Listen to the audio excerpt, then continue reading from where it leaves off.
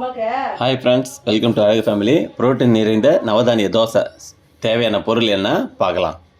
ஒரு பாத்திரத்தில் மூக்கல்ல, கருப்பு மூக்கல்ல 100 கிராமு, கம்பு, வெள்ளை கம்பு 100, கெவுரு 100, பச்சரிசி 100, வெள்ளை மூக்கல்ல 100, கருப்பு கவனி அரிசி ஒரு 100, கொள்ளு 100, பச்சைப்பயிறு ஒரு 100. தேவையான பொருள் எல்லாம் இது. காராமணி ஒரு 100, கருப்பு உளுந்து 100, துவரம்பருப்பு 100.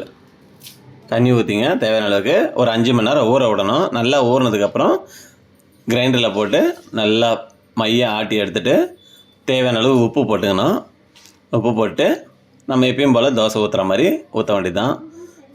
மாவு நல்லா நைஸாக இருந்தால் தோசை நல்லா நைஸாக வரும்.